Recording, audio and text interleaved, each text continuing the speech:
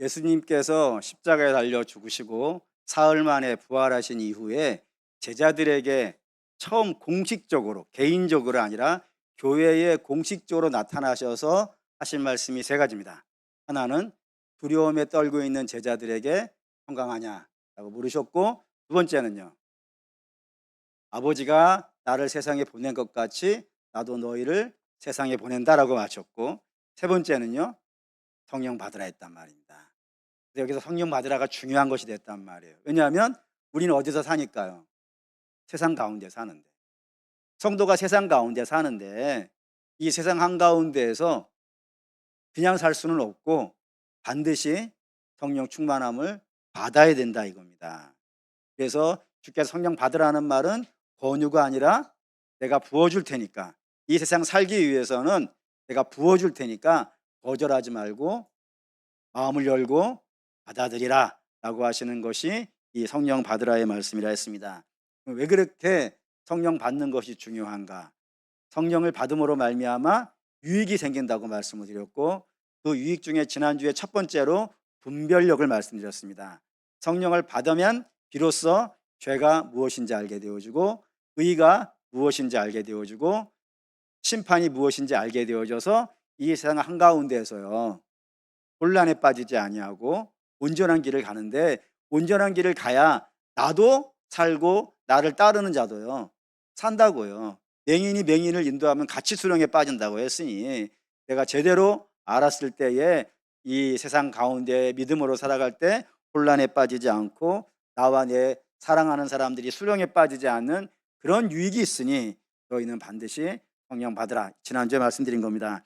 오늘은 그 두 번째, 성령이 임함으로 말미암아 우리에게 임하는 두 번째 유익이 무엇이냐면 자유입니다. 사랑하는 성도 여러분, 자유 좋죠? 다 좋은데 자유를 물어보는 거예요. 자유가 무엇이라고 생각하십니까? 라고 물어보면 적지 않은 분들은 내 마음대로 하는 것입니다 라고 답하시는 분들이 간혹 있습니다. 물론 그런 면이 없는 건 아니지만, 내 마음대로 한다는 것은 사실 엄밀한 면에서 자유일 수 없습니다. 왜냐하면 우리는 모든 것을 성경을 기반으로 이해하는 사람들 아니겠습니까? 성경에 우리를 어떤 사람으로 되어져 있냐면 죄에 붙잡혀 있는 사람이라고 된단 말이에요. 그러니 죄에 붙잡혀 있는 사람, 곧 죄의 종이죠. 죄의 종으로 살아가는 사람이 자기 마음대로 살면 어느 영역 안에 살 수밖에 없겠어요? 죄 아래 살 수밖에 없어요. 그러니 내 마음대로 사는 거는 그게 자유가 아니고 죄가 시키는 대로 살 수밖에 없는 자라는 것을 의미한다 이겁니다. 그렇기 때문에 내가 내 마음대로 살게 되어졌기 때문에 이런 일이 발생되어져요. 내가 원하는 말을 하지 못하고 원하지 않는 말을 하며, 내가 원하지 않는 행동을 하고 원하지 않는 행동을 안 하는 이런 일들이 발생되어지도 한단 말입니다. 그러니 원하지 않는 말을 하고 원하지 않는 행동을 하면서 뭐라 그래요? 내가 왜 이러는지 몰라, 이런단 말이에요. 나 하고 싶지 않은데, 내가 그렇게 살고 싶지 않은데 왜 나는 그렇게 살 수밖에 없는가, 이런 탄식을 하면서 사는 일들이 발생이 되어진다 이겁니다. 내 마음대로 사는 건 자유가 아니에요. 그러면 성경이 말하는 자유는 무엇일까요? 그것에 대해서 여러 가지로 이야기할 수 있겠더라고요. 한번 가만히 앉아서 이번 주간에 한 묵상을 해봤더니 한 7가지 정도를 생각이 나던데, 7가지는 다 설교하기도 어렵고 이해도 안 되는 것이니 딱 3가지로 정리해서 말씀을 드리겠습니다. 첫 번째, 성경이 말하는 자유는 하나님 앞에 나아갈 수 있는 자유입니다. 히브리서 10장 19절부터 읽어볼까요? 읽겠습니다. 그러므로 예수의 피를 힘입어 성소에 들어갈 담력을 얻었나니 그 길은 우리를 위하여 휘장 가운데로 열어놓으신 새로운 살 길이요 휘장은 곧 그의 육체니라. 또 하나님의 집 다스리는 큰 제사장이 계심에 22절 우리가 마음의 뿌림을 받아 악한 양심으로부터 벗어나고 몸은 맑은 물로 씻음을 받았으니 참 마음과 온전한 믿음으로 하나님께 나아가는 것이라. 19절에 하나님 앞에 담력을 나갈 수 있는 담력을 얻었다고 되어 있는데, 저 담력이라는 단어가 우리식으로 말하면 담대입니다. 즉 예수 그리스도로 말미암아 우리가 하나님 앞에 담대히 나갈 수 있게 되었다고요. 그 말을 거꾸로 한다면 예수 그리스도가 아니면 하나님 앞에 나아갈 수 없다는 것 아니겠어요? 나아갈 수 없는 모습 봅시다. 창세기 3장 9절에서 10절 읽겠습니다. 여호와 하나님이 아담을 부르심에 그에게 이르시되 내가 어디에 있느냐? 이르되 내가 동산에서 하나님의 소리를 듣고 내가 벗었으므로 두려워하여 숨었나이다. 첫사람이 죄를 지었어요. 하나님께서 그를 부르시는 겁니다. 근데 그 부르시는데도 불구하고 죄 지은 사람이 하나님 앞에 나가더라 못 나가더라? 못 나가더라 이겁니다. 근데 이게 하나님 무서운 분이면은, 우리 무서우니까 그런다 치더라도 사실 하나님은 무서운 분이기만 한 분이 아니라 그야말로 좋으신 분 아니겠어요? 진흙 같은 존재를 사랑하셔서 당신의 영을 불어넣어 주셔서 생명이 되게 하시는 분이시고, 그리고 그에게 배필을 허락해 주시는 분이시며, 또한 에덴을 주셔가지고 저로 하여금 에덴에 살게 만드시는 분이시고, 우리의 입장에서 본다면 하나님은 우리를 얼마나 사랑하시는지 뭐까지 하시더라? 아들까지 주시더라. 그러면은 정말 좋은 분 아니겠어요? 근데 그 정말 좋은 분이 나오라고 하는 거예요. 그런데도 못 나가더라 이거예요. 더 심각한 것은 살 길은 이거밖에 없는 거 아니겠어요? 하나님 앞에 나아가는 길만이 살 길인데 하나님이 살 길을 주심에도 불구하고 그 앞으로 나가지 못하니 이 얼마나 애통하고 고통스러운 일 아니겠습니까? 그런데 예수 그리스도의 보혈은 이제 우리 하나님 앞에 나가지 못하게 하는 것이 죄의 문제였었는데, 그 죄의 문제가 해결되어짐으로 말미암아 이제 우리는요 하나님 앞에 나아갈 수 있게 되었다고요. 성령의 인도하심을 받아서 하나님 앞에 담대히 나아갈 수 있는, 그래서 하나님과 교제할 수 있고 하나님과 사귈 수 있고 주와 만날 수 있고 주의 은혜를 입을 수 있는 그런 존재가 되었다는 것이 성경이 말하는 자유라 이겁니다. 좀 더 볼까요? 로마서 8장 15절 읽겠습니다. 너희는 다시 무서워하는 종의 영을 받지 아니하고 양자의 영을 받았으므로 우리가 아빠 아버지라고 부르짖느니라. 죄의 영을 받았을 때, 다시 말해서 죄 아래 묶여져 있을 때에는 우리가 하나님 앞에 나가지도 못했을 뿐만 아니라 하나님의 두려움의 대상이 되어져서 하나님과 아무런 관계를, 좋은 관계를 맺을 수 없었고 아예 성경은 원수가 아니었다고 한단 말이에요. 그런데 이제 예수 그리스도로 말미암아 죄 사함을 받았고 성령의 인도하심을 받아 하나님 앞에 담대하게 나가는데, 하나님 앞에 나가서 우리가 하나님을 뭐라고 부른다고요? 아빠라고 부른다는 사실을 여러분들이 주목해 주셔야 됩니다. 이 세상에서 가장 좋은 단어가 뭐예요, 여러분? 가장 좋은 단어가 아니 잘못 얘기했어요. 가장 친한 단어가 뭐예요? 아빠지. 그래서 저는 우리 남신들한테 부탁을 하는 게 있어요. 항상 부탁을 하는 게 뭐냐면 아버지가 잘하셔야 돼요. 왜냐하면 이 땅에 있는 자녀들이 하나님을 아빠라고 부르기 때문에 아버지하고 나의 관계가 어색하고 힘들고 고통스러우면 하나님을 아빠라고 부를 때마다 어렵습니다. 그러니 자녀를 믿음으로 잘 양육하기를 원한다면 좋은 아버지가 되셔야 됩니다. 물론 우리 성도들이야 좋은 아버지이기 때문에 자녀들이 아빠 그러면 우리 아빠보다 더 좋은 분 느낌이 되죠? 이런 반응은 기대하지 않은 반응입니다. 예? 좋은 아빠. 하나님 그런 분이라. 우리 아빠가 좋은 분인데 그 아빠하고 비교되지 않을 만큼 좋은 아빠라고요. 이게 왜 의미가 있냐면은 이 세상에는 하나님이 지으신 피조물들이 많이 있습니다. 근데 그 어떠한 피조물도 하나님을 아빠라 부르는 이는요 없어요. 하늘을 나는 새도, 그 먹이시는 새도, 입히시는 꽃도 저들에게는 하나님은 창조주일 뿐입니다. 그건 천사들도 마찬가지입니다. 가브리엘이나 미가엘이나 또 우리엘이나 또는 여러 천사들이 있죠. 라파엘이나 그런 유명한 천사들도 하나님을 아빠라 부르지는 않습니다. 주라고 부를 뿐이고, 물론 하나님이 우리에게 창조주이기도 하시고 주이기도 하지만 그것만은 아니라 이거예요. 우리에게는 하나님이 그런 분이기도 하시지만 우리에게는 또 다른 의미에서 하나님 어떤 분이라고요? 아빠라고, 가장 좋은 분이라고, 그런 분이라고. 그래서 우리 주님께서도 우리에게 기도를 가르쳐 주실 때 하늘에 계신 우리 아버지라 그러는 거예요. 우리 아버지라니까요. 여러분 하늘에 계신 우리 아버지라고 하라 그러더라고요. 이게 느낌이 오시나요? 이게 기도 누가 가르쳐 주셨어요? 예수님이. 그러면 예수님하고 우리가 다 한꺼번에 먹긴 거 아니에요? 우리라는 말은 내 아버지가 너희 아버지야. 우리 아버지야. 예수님하고 함께 앉아서 하나님을 아버지라 부를 수 있는 그런 신비로운 역사가 일어나는 것이 성령 안에서 누리는 자유라 이겁니다. 다시 말해서 예수 그리스도의 십자가가 구원을 이루셨고 그 주가 이루신 구원을 우리에게 다 적용시키시는 분이 누구라고요? 예, 성령님이라고. 성령께서 우리에게 임하심으로 그 십자가의 구원의 역사를 각자에게 나타나는 신비로운 역사로 적용시켜 주시는 분이시니 그 성령의 인도함 받아서 우리는 하나님 앞에 담대히 나가 하나님과 아름다운 관계 속에서 복된 기쁨을 누리고 살아가는 것, 그게 성경이 말하는 자유라 이겁니다.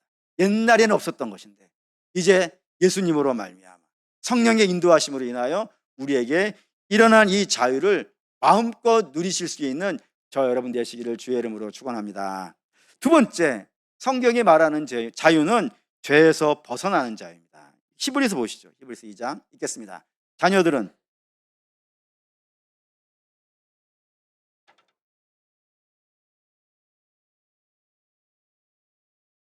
마귀를 멸하시며 또 죽기를 무서워함으로 한평생 종로로 타는 모든 자들을 놓아주려 하심이라. 말이 좀 어렵게 되어졌는데 쉽게 설명을 하겠습니다. 사람이란 어떤 존재냐? 죽음을 두려워하여서 일생 이 땅에서 종로로 타며 살아가는 자다라는 겁니다. 더 쉽게 해봅시다. 종로로 타며 이 땅을 살아간다는 것은 이 세상이 전부이기 때문에, 이 세상이 전부이기 때문에 뭔가를 가져야 되는 것이 있다면 어디서만 누려야겠어요? 이 땅에서 누려야 됩니다. 왜? 죽으면 없어지니까. 죽으면 갖고 싶은 걸 못 갖고 누리고 싶은 걸 못 누리게 되어지니까 살아있는 이 짧은 100년이라는 시간 동안에 다 누려야 됩니다. 어떠한 방법을 동원해서라도 다 누려야 됩니다. 그래서 때로 욕심에 묶이기도 하고 때로 시기와 질투에 묶이기도 해요. 때로 미움에 묶이기도 하고 때로 두려움에 묶여서 내가 살고 싶은 대로 살지 못하고 죄의 종으로 이 땅을 사더라 이겁니다. 근데 그런 참 비참하죠. 그 비참한 인생들을 위해서 주가 죽으셨고 주가 죽으심으로 말미암아 죄의 사슬이 우리에게 풀렸고 그 풀린 자들을 성령께서 인도하셔서 하나님 앞으로 인도해 가신다 이겁니다. 그렇기 때문에 성령의 인도함을 받는 성도들은 더 이상 거기에 묶이지 않아도 된다고요. 예를 들어서 더 이상 욕심에 묶이지 않아도 된다고요. 왜냐하면 하늘을 나는 새도 먹이신다면서요. 들에 핀 꽃도 입히신다면서요. 솔로몬이 입은 옷도 그 옷 하나만 못할 만큼 그 꽃을 입히시는 분이신데 그런 분이 너희에게는 아버지로 있지 않냐. 그러니까 아버지가 너희를 위해서 그때그때 필요한 것을 예비해 놓지 않았겠냐. 그러니 굳이 이 땅이 전부라고 생각하는 사람들과 하나를 더 갖기 위해서 치열하게 싸우고 빼앗고 빼앗으려고 하지 않아도 된다. 너희는 된다. 왜? 너희는 아버지가 있으니까 너희에게 좋은 거를 주실 것이다. 그러니 허망하게 욕심으로 살지 말고 정상적으로 주가 주시는 그 믿음 안에서 이 땅을 살면 된다는 거예요. 능히 받으실 줄 믿습니다. 아들과 함께 각종 좋은 것을 우리에게 은혜로 주신다고 하셨으니 은혜로 분명히 주시리라 믿습니다. 근데 설사 이 땅에서 보상을 받지 않는다 하여도 상관없습니다. 왜냐하면 우리의 진정한 상은 어디에 있으니까요? 하늘에 있으니까. 사도 바울이 전제와 같이 내가 죽을 때가 다 되었지만 그 살아오는 동안에 선한 싸움 싸우고 열심히 믿음으로 왔는데 그런 나에게 이제 예비되어진 것이 있으니 뭐가 있다고요? 하늘에서 의의 면류관이 있다고. 그런데 그 의의 면류관이 내게만 있는 것이 아니라 오늘도 주님을 사모하며 이 땅을 살아가는 모든 자에게도 있다고 했단 말이에요. 그럼 우리에게는 하늘의 상이 있다고요. 이 땅만 있는 게 아니라고요. 우리는 하늘도 있는 백성이 되었으니까 필히 하나님께서 이 땅에 사는 동안에 있어야 될 걸 주시리라 믿지만 설사 안 주신다 하더라도 우리에게 가장 영광스럽고 가장 복된 상은 하늘에 있으니 이 땅에서 치열하게 안 싸워도 된다는 겁니다. 뿐만 아니라 그런 믿음을 어디서 오냔 말이에요. 성령에서 오는 단 말이에요. 성령이 아니면 그런 걸 알 수 없지만 성령으로 말미암아 우리가 이 땅을 욕심 부리지 않고 살 수 있다고요. 뿐만 아니라 미워하지 않아도 된다고요. 여러분, 우리가 잘 알다시피 미워한다는 것은요, 미움을 당하는 사람도 고통스럽습니다. 근데 미움을 당하는 사람만 고통스러운 게 아니라 미워하는 사람도 괴롭습니다. 미워하는 사람도 괴롭다는 사실을 성경은 사울 왕이라는 왕으로 설명을 합니다. 사울 왕은 이 땅에 사는 동안에 누구를 그렇게 미워해요? 다윗을 그렇게 미워해요. 다윗만 죽었으면 좋겠어. 나 다윗 꼴보기가 싫어. 그래서 자기가 가지고 있는 모든 힘을 동원하여서 다윗을 죽이려고 정말 애를 씁니다. 그렇게 미워해요. 근데 그러니까 그렇게 미워하는 삶을 살아가는 동안에 그의 삶은 편했을까요? 그의 삶이 편하지 않았다는 사실을 성경은 세 가지로 이야기를 해줍니다. 첫 번째 뭐냐면 그가 그 미움 때문에 무슨 짓을 하냐면은 대제사장을 죽입니다. 하나님의 대제사장을 죽여요. 그리고 대제사장 하나만 죽이는 게 아니라 그의 가문에 있는 모든 식솔들을 다 죽입니다. 억울한 죽음을 만들어내는 거예요. 그 삶이 편하겠습니까? 뿐만 아니라 그 미움이 얼마나 지독했는지 자기의 아들 세자가 요나단인데, 세자 요나단이 그 친구인 다윗의 편을 들었다고 해가지고 그 세자인 요나단을 향하여서 단창을 집어던져 죽이려고 해요. 자기 아들도 용납이 안 되는 거예요. 마지막에는 어디까지 가냐면은 엔돌의 무당을 찾아가서 귀신을 불러달라고 해요. 그 삶이 좋아 보이지 않잖아요. 미움에 갇혀 있으면 반드시 이런 일을 만나요. 미워하게 되어지고, 남을 미워하는 것도 말할 것도 없고, 내 가장 사랑하는 사람도 미워하게 되어지고, 악한 영에게 사로잡히는 그런 일이 발생이 되어진다 이겁니다. 그게 미움이 만들어내는 일이에요. 이게 죄 가운데 살면 그런 일이 된다고요. 근데 죄 사함을 받고 성령 충만함을 입은 자는 누군가를 더 이상 미워하지 않아도 돼요. 왜냐? 하나님이 내 억울하심을 아시니까. 하나님은 공의로 심판하실 날이 있다는 사실을 이제는 성령으로 말미암아 믿으니까. 그래서 나의 복수의 칼날을요, 더 이상 갈지 않아도 돼요. 복수는 누구의 것이니까? 하나님의 것이니까. 하나님께 맡기는 거라 이겁니다. 이걸 단지 미움을 참는 정도의 개념이 아닙니다.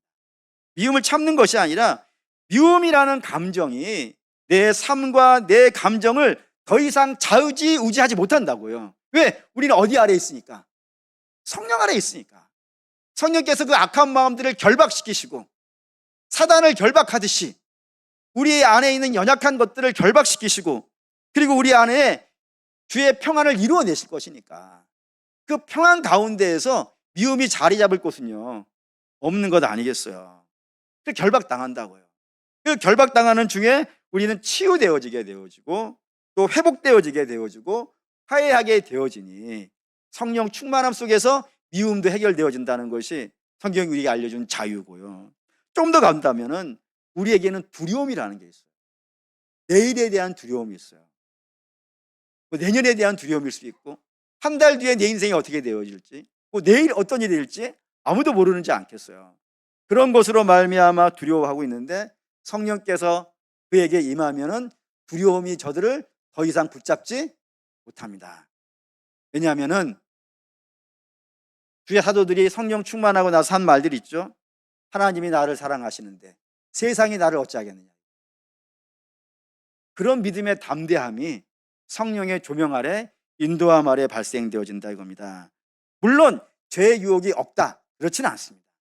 여전히 죄의 유혹이 있고 그 죄가 우리를 어떻게든 넘어뜨리려고 달려들고 있는 상황에 있는 것은 사실이지만 더 이상 죄에 끌려다니는 죄의 종이 아니라 이거예요. 이제는 우린 죄의 종이 아니고 누구의 종이고 누구의 자녀예요?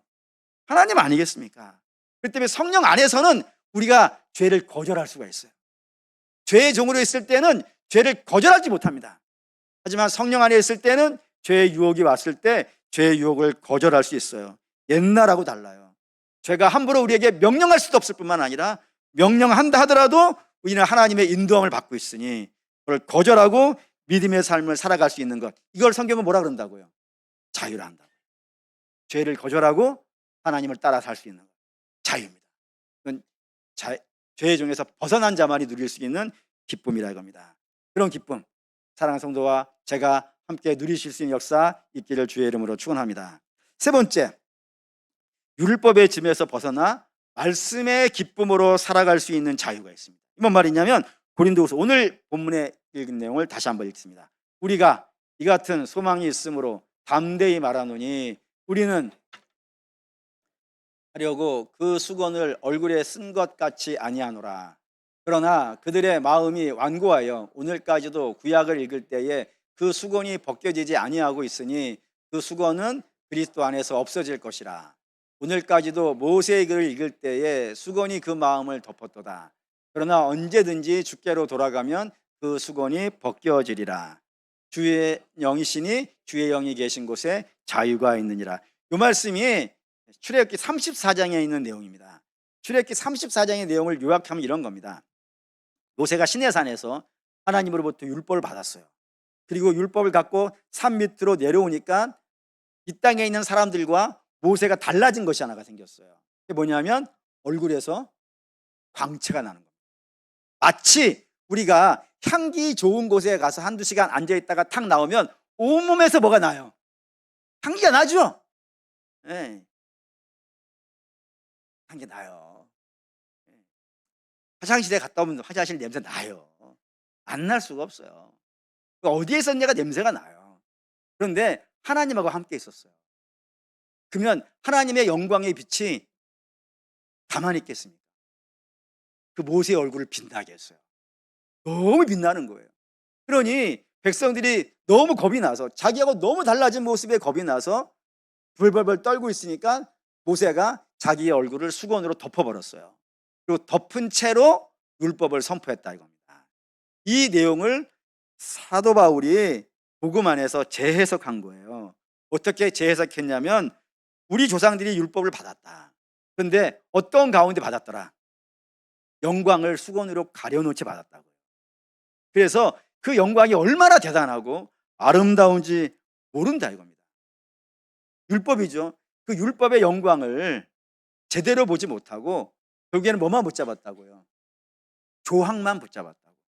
그러니까 율법의 진짜 멋있는 모습은 하나도 보지 못하고 율법이 지시하는 내용 하나하나만 붙잡았다고요. 그랬더니 그 하나하나 조항들이 그 조상들에게 다 뭐가 됐다고요? 우리에게까지 짐이 됐다. 너무 힘든. 쉽게 표현하면 이런 거예요. 공부를 하는데 내가 공부를 해야 되는 이유를 알고 공부하는 것과 누가 옆에서 몽둥이 들고 때리면서 공부하는 것 둘 중에 어느 공부가 더 무겁겠어요, 여러분? 목사님, 안 해봐서 잘 모르겠어요. 이거 몰라요. 어디에 다 낫겠어요? 당연히 전자 아니겠어요.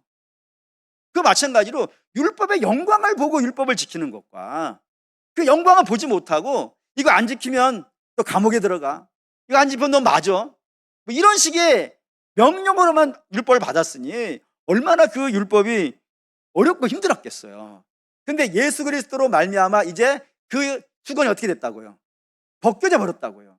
벗겨짐으로 말미암아 이제 율법의 영광을 제대로 볼 수 있게 되었다고. 그러면 율법의 영광을 제대로 보게 되어진다면 어떻게 보는 것이 율법의 영광을 제대로 보는 것인가? 두 가지라 이겁니다. 첫 번째가 로마서 3장 20절 읽겠습니다. 그러므로 율법의 행위로 그의 앞에 의롭다 하심을 얻을 육체가 없나니 율법으로는 죄를 깨달음이라고요. 하나님께서 우리에게 율법을 주실 때는 짐을 지우기 위해 주신 게 아니라고요. 남에게 짐을 지우는 것도 아니래요. 율법을 남에게 적용시켜가지고 너는 지켜 라고 말하면서 자기는 아무것도 안 지키는 자를 성경은 바리새인이라 그러고 외식이라 그러잖아요. 그렇게 하라고 율법 준 게 아니라고요. 율법은 남을 지키게 하려고 준 것이 아니라 누구에게 준 거라고요? 자기에게 준 거라고. 그래서 그 율법으로 자기를 보라고. 그러면 그 율법이 나의 연약함을 보게 할 거예요. 내가 나의 죄인됨을, 나의 연약함을 보게 하기 위해서. 그래서 죄를 깨닫게 하기 위해서 하나님께서 율법을 주셨다. 누구를 지적하려고 준 게 아니고 누구를 정죄하려고 준 것이 아니고 그걸 갖고 이게 죄구나라는 걸 깨닫게 하시게 주셨다고요. 이 첫 번째 영광이고 두 번째 영광은 갈라디아서 3장 24절 읽겠습니다. 이같이 율법이 우리를 그리스도께로 인도하는 초등교사가 되어 우리로 하여금 믿음으로 말미암아 의롭다함을 얻게 하려 함이라라고요. 율법을 가지고 나를 쟀어요. 그랬더니 나의 연약함과 나의 죄됨이 드러났어요. 그러면 절망스럽죠. 왜냐하면 율법이 있기 전까지만 해도 나는 어떤 사람이었으니까 난 괜찮은 사람인 줄 알았어요. 이 정도면 괜찮은 사람 아니겠는가. 문제는 항상 저 사람이 문제를 일으키는 것이지, 저 범죄자가 문제를 일으키는 것이지, 나 정도라면 훌륭한 사람 아니겠는가, 이렇게 계산하고 있었는데 율법을 자기에게 적용해 보니까 저 사람도 죄인이지만 나도 죄인인 걸 알았다. 그럼 당연히 율법 때문에 절망하게 되어져요. 그러니까 율법은 우리를 죄를 깨달아서 나의 연약함 때문에 절망하게 만들어요. 근데 그렇게 절망하는 그 순간에 눈앞에 쫙 떠오르는 게 있으니 그게 뭐라고요? 그게 살 길이라고요. 살 길. 바로 이제 예수 그리스도라 이겁니다. 그러니 절망한 자에게 지푸라기가 보이는 거 아니에요, 여러분. 능력이 보이는 게 아니겠어요. 주님의 십자가를 지푸라기 대단히 죄송합니다. 하지만 죄를 본 자가 주의 십자가가 유일한 살 길이라는 걸 보는 것 아니겠어요. 그래서 그 십자가 앞으로 나오게 된다 이겁니다. 그래서 결국에는 십자가 앞에 자기의 죄를 본 자가 십자가 앞으로 나와 회개하게 되어지고 은혜를 구하면 하나님은 그 아들의 피로 우리의 모든 죄를 씻으시고 성령을 부어 거룩한 삶을 살게 한다 이거예요. 이렇게 하기 위해서, 그래서 우리로 하여금 믿음으로 말미암아 의롭게 만들어주기 위해서 우리 주께서 율법이라는 걸 주셨다 이겁니다. 이게 율법의 목적이었다고요. 그런데 성령 안에서 수건이 벗겨지면은 이제 율법의 가치가 제대로 보인단 말입니다. 저렇게 율법이 나를 망하게 하려고 주신 것이 아니고 나를 짐지게 하려고 주신 것이 아니라 자기의 연약함을 보고 십자가를 의지하라. 그러면 그 십자가로 말미암아 너희가 의롭게 되어질 것이라는 것을, 영광스럽게 해주시려는 것을 목적으로 가지고 이 땅에 나타난 게 뭐였다고요? 율법이었다고요. 그래서 율법의 끝은 절망이 아닌 거예요, 여러분. 율법의 끝은 예수 그리스도라 이겁니다. 그래서 주께서 이렇게 말씀하세요. 마태복음 11장 있습니다. 수고하고 무거운 짐진 자들아 다 내게로 오라. 내가 너희를 쉬게 하리라. 나는 마음이 온유하고 겸손하니 나의 멍에를 메고 내게 배우라. 그리하면 너희 마음에 쉼을 얻으리니 이는 내 멍에는 쉽고 내 짐은 가벼움이라 하시니라. 수고하고 무거운 짐은 인생의 짐이 아니라고 말씀을 드렸어요. 주가 말씀하신 수고하고 무거운 짐은 율법의 짐이에요. 그 짐을 감당할 수 있는 사람이 없거든. 아무도 감당하지 못하고 그 가운데서 헉헉대며 살아가고 있는 것이 율법의 짐을 진 자였거든요. 그런데 그런 자들을 다 누구에게 오라고요? 예수에게 오라. 그래서 예수 안에서 율법을, 수건을 벗겨놓고 보는 거예요. 그럼 그 영광 가운데서 율법을 보게 되어지면 율법은 나를 정죄하려는 것이 아니고 나에게 짐을 주려는 것이 아니고, 율법은 우리를 나를 알게 하여서 나를 의지하지 아니하고 자기를 부인하고 자기 십자가 지고 주님을 의지하고 주님을 따르게 하여서 그로 하여금 영광스럽고 복된 백성이 되게 하시려고 하나님이 주신 것이라는 그 생명의 법이 여러분 보이더라 이겁니다. 그것이 성령이 주는 자유예요. 하나님 말씀이 더 이상 내게 짐이 안 돼. 더 쉽게 할까요? 종교가 짐이 안 돼. 우리가 갖고 있는 것이 종교의 수준으로 믿고 계시는 분이 있을 수 있어요. 그래서 뭐 그냥 직구로 할게요. 가정의 평화를 위해서 오시는 분이 있을 거예요. 오늘 안 가면은 저녁에 밥을 안 주네. 그러니 내가 그게 가야지. 또는 뭐 교회를 안 가면은 어린 자녀들 같은 경우에는 뭐 엄마가 뭐라 그래. 그래서 잔소리 듣기 싫어가지고 오시는 분 있을 수 있어요. 물론 우리 중에는 없겠죠. 종교의 짐 아니에요. 근데 성령이 우리 안에 임하시게 되어지면은 시키지 않아도 해요. 그냥 주님을 만나는 게 너무 즐거워요. 하나님 말씀 읽는 게 기쁘고 기도하는 게 신나고 찬양 부를 때마다 뭐 가슴이 벅차고 세상을 이겨나갈 힘이 생기고, 하나님 말씀이 내게 짐이 아니고 영광이 되어지고 기쁨이 되어지는 거예요. 성령이 아니고서는 안 되더라 이겁니다. 그러니까 주께서 성령 받으라 그러는 거예요. 그런 자유가 있으니까. 정리합시다. 주의 영이 계시고선 자유함이 있다고 했습니다. 성령이 주시는 자유는 예수의 피를 힘입어 하나님 앞에 담대히 나아가는 자유예요. 예전에 없던 자유예요. 이게 이제 된다 이겁니다. 뿐만 아니라 성령이 주시는 자유는 제가 시키는 대로 끌려 살지 아니하고 믿음으로 살 수 있는 자유예요. 성령이 주시는 자유는 말씀이 더 이상 짐이 되어지지 않고 종교가 내게 더 이상 짐이 되지 않고 생명과 기쁨과 감사함이 되어지는, 그래서 그 안에서 마음껏 헤엄치고 마음껏 뛰어다닐 수 있는 그런 자유가 있더라 이겁니다. 그렇기 때문에 주께서 우리에게, 주의 자녀들에게 성령 받으라, 내가 부어줄 테니까 그걸 관심 갖고 아예 구하라, 내가 넘치게 부어주겠다라고 하시는 약속으로 등장한 것이라 이겁니다. 그리고 사랑하는 믿음의 성도 여러분, 성령은 이만큼 유익이 있으니까 구해야겠죠.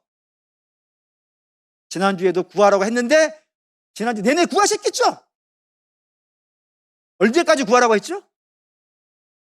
넘치고 영원히 지속적으로. 성령 임재하고 충만 다르다고 했어요. 충만은 항상 내게 마치 물 붓듯이 물이 계속 채워져야 되듯이 이렇게 계속 채워져 있는 상태예요. 잃어버리지 마시고 빼앗기지 마시고 이 자유를 잃어버리지도 빼앗기지도 마시고 늘 충만함 속에 살아가실 수 있는 저와 여러분 되시기를 주의 이름으로 축원합니다. 아멘.